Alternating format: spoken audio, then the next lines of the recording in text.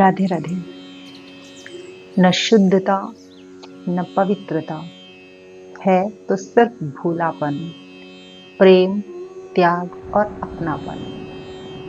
ऐसी ही एक विख्यात भक्ता के विषय में आज हम इस भक्तमाल की सीरीज में बात करेंगे। मैं डॉक्टर आशा आपके समक्ष एक बार फिर से भक्तमाल की एक नई कथा के साथ उपस्थित हुई हूँ। ये कथा है एक ऐसी भक्ता की जो राजस्थान के कालवा ग्राम में जिनका जन्म हुआ।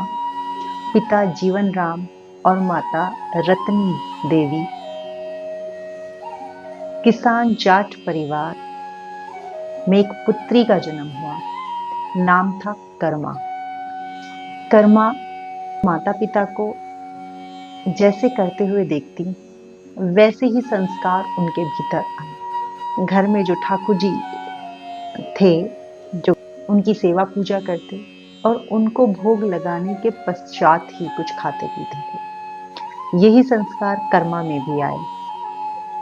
कर्मा जैसे जैसे अपने पिता को माता को देखती थी प्रभु की सेवा करते हुए, वैसी ही सेवा कर्मा के भीतर धीरे धीरे उतरने लगी। कर्मा के माता पिता जीवन राम और रत्नी देवी को किसी आवश्यक कार्य से कुछ समय के लिए बाहर जाना पड़ा। घर में कोई और नहीं था तो ठाकुर जी की सारी सेवा पूजा अब कर्मा को ही करनी थी। पिता ने कहा, कर्मा, ठाकुर जी को भोग लगाने के पश्चात ही कुछ खाना। कर्मा ने कहा, ठीक है, आप बेफिक्र रहिए, मैं प्रभु की सेवा अच्छे से करूंगी। कर्मा के माता पिता चले गए और कर्मा अब प्रभु की सेवा के लिए उत्सुकता के साथ कार्य करने लगी। प्रभु की भोजन प्रसादी का समय हुआ, उससे पहले ही कर्मा ने बाजरे की खिचड़ी बना ली। कर्मा ने बाजरे की खिचड़ी हंडिया से निकाली और एक थाल में परोसी। कर्मा ने उसमें बहुत सारा घी डाला और ठाकुर जी के मंदिर में भोग के लिए पधरा दी। कर्मा ने प्रभु को बोला, प्रभु मैं बाकी कार्य संपन्न कर लूं, आप इतना भोग लगा लें। कर्मा ये कहकर चली गई और थोड़ी देर बाद फिर से आई। आके देखा तो खिचड़ी जैसी की तैसी ही थी। कर्मा ने कहा, प्रभु ऐसा क्या हो गया कि आपने भोजन प्रसाद नहीं लिया? क्या घी कम है? कर्मा ने उसमें एक चम्मच घी और अच्छे से डाल दिया और प्रभु से बोली, प्रभु अब आप इसको ग्रहण कर लीजिए। लेकिन प्रभु ने फिर भी खिचड़ी नहीं खाई। कर्मा ने सोचा शायद ठाकुर जी पर्दा लगाकर ही खाते हैं, क्योंकि पिताजी जब भी भोजन कराते हैं तो मंदिर में पर्दा लगा देते हैं। अब कर्मा ही तो ड्रेस पहना हुआ था, उसी को फैला लिया और प्रभु से कहा, प्रभु अब मैंने देखिए अपनी ड्रेस से ही पर्दा लगा लिया है, अब आप भोजन कर लीजिए। लेकिन प्रभु तब भी नहीं आए। अब कर्मा परेशान हो गई। बहुत देर हो गई ठाकुर जी के निहोरे करते हुए, लेकिन प्रभु नहीं आए। कर्मा को भी भूख लगी थी, क्योंकि पिताजी कह के गए थे कि भोग लगाने के पश्चात ही खाना है। अब कर्मा बार बार ठाकुर जी से निवेदन कर रही है, उन्हें कुछ पद सुना रही है, उन्हें समझा रही है कि पिताजी और माताजी अभी नहीं आएंगे, उन्हें समय लग जाएगा, आज तो खिचड़ी ही खाकर आपको आनंद लेना पड़ेगा। कर्मा बार बार समझा रही है, लेकिन ठाकुर जी नहीं आ रहे हैं। अब कर्मा को गुस्सा आ गया। अब कर्मा ने ठाकुर जी से झगड़ा करना शुरू किया और कर्मा ने ठाकुर जी को कहा कि तुम नहीं खाओगे तो मैं भी नहीं खा पाऊंगी, अब खा लो, कोई 56 भोग देने नहीं आएगा। माताजी और पिताजी बाहर गए हैं, कई रोज में आएंगे, तो अच्छा है कि खा लो, नहीं तो तुम्हें भी भूखे रहना पड़ेगा और तुम्हारे साथ मुझे भी भूखा रहना पड़ेगा। ये कहते कहते कर्मा रोने लगी। ठाकुर जी का हृदय पिघल गया और प्रत्यक्ष प्रकट होकर खिचड़ी बैठकर खाने लगे। अब कर्मा को अच्छा लगा कि ठाकुर जी खिचड़ी खा रहे हैं। अब खा कैसे रहे हैं कि कुछ खा रहे हैं और कुछ बिखेर रहे हैं। कर्मा ने कहा, माता पिता ने तुम्हारी बड़ी आदत बिगाड़ी है। अब इतने छोटे रह गए हो कि खाना भी नहीं खाना आता। लाओ मैं ही खिला देती हूँ। अब कर्मा अपने हाथ से प्रभु को खिचड़ी खिला रही है। बहुत देर हो गई, कई ग्रास प्रभु को दिए। तब कर्मा ने कहा कि खुद ही खाते रहोगे, मैं भी तो भूखी हूँ। तो कर्मा को भी ठाकुर जी ने खिचड़ी खिलाई। दोनों ने खिचड़ी खा ली। कर्मा आनंदित हो गई। जब माता पिता आए तो कर्मा से पूछने लगी, कर्मा तुमने ठाकुर जी को भोग प्रसाद समय पर दिया था ना? कर्मा ने सारी कथा माता पिता को बता दी। कर्मा के पिता ने बोला कि तुम आज भी ठाकुर जी को भोग लगाना, हम देखेंगे कि तुम कैसे खिलाती हो और वो कैसे खाते हैं। कर्मा ने फिर से भोजन बनाया, खिचड़ी बनाई और थाल में परोस के खूब सारा घी डाल के ठाकुर जी के पास निवेदित किया। ठाकुर जी को बुलाया और ठाकुर जी फौरन चले आए। कर्मा ने अपने हाथ से खिचड़ी खिलाना शुरू किया। माता पिता देख रहे हैं कि कर्मा अपने हाथ से प्रभु को भोग लगा रही और कर्मा की खिचड़ी प्रभु खा रहे हैं। माता पिता इतने आनंदित हुए कि इतने वर्षों तक हम प्रभु को भोग लगाते आए, एक चम्मच भी प्रभु का प्रसाद कम नहीं हुआ। हम ऐसे ही थाली ले जाते थे और ऐसे ही ले आते थे। पहली बार उन्होंने देखा कि मंदिर से थाली रिक्त होकर आ रही है। अब तो कर्मा की भक्ति को माता पिता ने भी मान लिया। धीरे धीरे समय आगे बढ़ा और कर्मा का विवाह हुआ। नागौर जिले में लिखत राम के साथ कर्मा का विवाह हुआ। कहा जाता है कि कर्मा के जो पति थे वो तेल का काम करते थे। उनका तेल का कारोबार इतना अच्छा था कि आसपास में कोई इतना व्यापार नहीं कर पाता था। वहां के उस समय के राजा को इस बात से थोड़ा अच्छा नहीं लगा और मनमुटाव हुआ। द्वारा एक तालाब तैयार कराया गया और बोला गया कि इसे तेल से भरना है, किसी औषधि के लिए ये जरूरी है।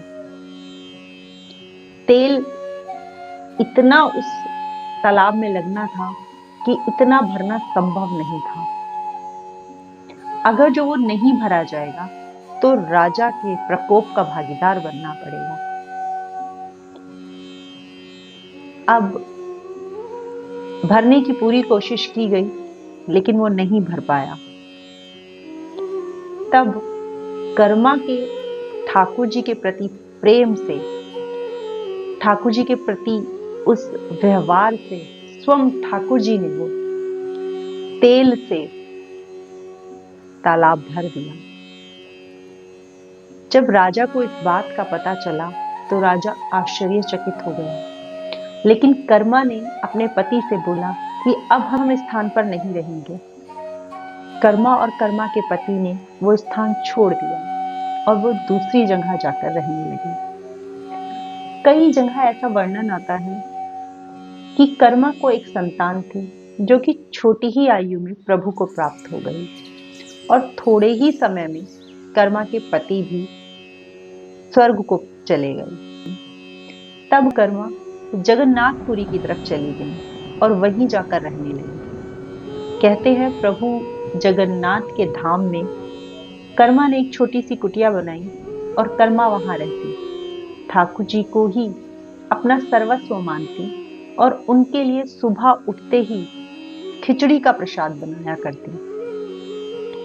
कर्मा जैसे ही उठते ही चूल्हा चढ़ा देती और हांडी में बाजरे की खिचड़ी पकने के लिए रख देती। जगन्नाथ भगवान स्वयं आते और कर्मा की खिचड़ी खाते। कई बार ऐसा हुआ कि जगन्नाथ प्रभु के होठों के आसपास खिचड़ी के कुछ दाने वहां के पुजारी ने देखे और पुजारी उन खिचड़ी के दानों को देखकर आश्चर्यचकित रह गए। तब पंडित ने राजा को ये बात बताई कि प्रभु कहीं जाते हैं और खिचड़ी के कुछ चावल लगे रह जाते हैं। इधर कर्मा जब खिचड़ी बनाती तो ज्ञानानंद नाम से एक महापुरुष थे जो कि कर्मा को बोलते कि कर्मा, तुम ना नहाती हो, ना पूजा पाठ करती हो और ये खिचड़ी बनाने रख देती हो, ये कितनी अशुद्धि की बात है, इसमें जरा भी शुद्धता नहीं है। तो कर्मा कहती कि प्रभु, मेरा लाला बहुत छोटा है, मेरा कान्हा बहुत छोटा है और उसे उठते ही भूख लगती है।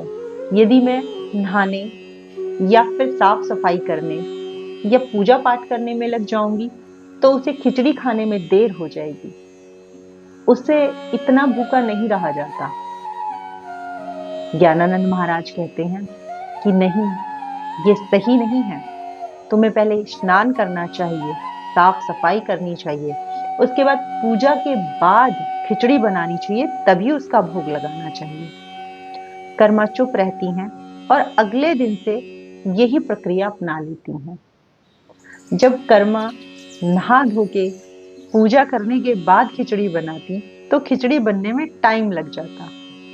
तब प्रभु जगन्नाथ भगवान जब खिचड़ी खाते तो उधर मंदिर का पट खुलने का समय हो जाता, तो उस अल्प समय के कारण प्रभु जल्दी जल्दी खिचड़ी खाते, ना हाथ धुल पाते, ना कुल्ला कर पाते और खिचड़ी के कुछ अंश, कुछ दाने प्रभु के फेस पर, प्रभु के मुख पर लगे रह जाते। वही दाने जब वहां के महाराज पट खोलते तो जगन्नाथ भगवान के चेहरे पर लगे हुए देखते तो आश्चर्य में पड़ जाते कि ऐसे कैसे संभव है, प्रभु के मुख पर खिचड़ी कहां से लगी हुई है। जब ये बात राजा को बताई गई तो राजा को भी आश्चर्य हुआ। धीरे धीरे ये बात थोड़ी फैलने लगी। तब एक दिन भगवान जगन्नाथ ने राजा के सपने में ये बात बोली कि मेरी माँ की खिचड़ी खाने में मुझे देर लग जाती है, इसीलिए मेरे मुख पर ये खिचड़ी के दाने लगे रह जाते हैं। किसी ज्ञानी महापुरुष ने मेरी माँ को ये बोल दिया है कि तुम पहले स्नान करो, उसके बाद पूजा करो और फिर खिचड़ी बनाओ। खिचड़ी तो मुझे अवश्य ही खानी है, लेकिन खिचड़ी खाने में विलंब हो जाता है, इसलिए मुझे जल्दी जल्दी मंदिर आना पड़ता है। आप कृपा करके मेरी माँ से बोल दीजिए कि उन्हें इन सब प्रपंचों में पढ़ने की आवश्यकता नहीं है, वो खिचड़ी बनाए और मुझे जल्दी से खिला दे। राजा ने कर्मा नाम की माई को पूरे नगर में ढूंढवाया और एक कुटिया में कर्मा माई मिल गई। जब कर्मा माँ कुटिया में मिली तो राजा ने उनसे अनुरोध किया कि आपको ये सब करने की आवश्यकता नहीं है, आप तो खिचड़ी का भोग ऐसे ही प्रभु को लगाएं, ऐसे ही खिचड़ी बनाएं और ऐसे ही भोग लगाएं। फिर से कर्मा प्रभु के लिए सुबह उठती और खिचड़ी बनाती। प्रभु आते, खिचड़ी खाते, उसके बाद आराम से मंदिर जाते। जब कर्मा का ये दिनचर्या आगे बढ़ती रही और एक समय ऐसा आया जब कर्मा बहुत बीमार पड़ गई। तो प्रभु जगन्नाथ भगवान स्वयं कर्मा के पास आए और कर्मा प्रभु को देखते ही देखते के धाम कर्मा चली गई। लेकिन कहते हैं कि जगन्नाथ भगवान की आंखों में उस दिन अश्रु देखे गए। पंडित ने जब पट खोले तो भगवान की आंखें नम थीं, उनके गालों पर अश्रु की बूंदें टपक रही थी। तब राजा को ये बात बताई गई तो राजा ने कहा, आज माई को कुछ कष्ट हुआ है, तभी प्रभु रो रहे हैं। और पता चला कि माँ प्रभु के निज धाम चली गई हैं। तभी से प्रभु का पहला प्रसाद, प्रभु का पहला भोग खिचड़ी बनने लगा, जो आज भी जगन्नाथ भगवान का पहला भोग खिचड़ी ही होता है, जो कि हमारी कर्मा माई की खिचड़ी होती है। तो प्रभु अपनी भक्तों की प्रसन्नता के लिए दौड़े चले आते हैं, चाहे उन्हें खिचड़ी खाना हो या फिर उन्हें भोग लगाना हो। श्री राधे।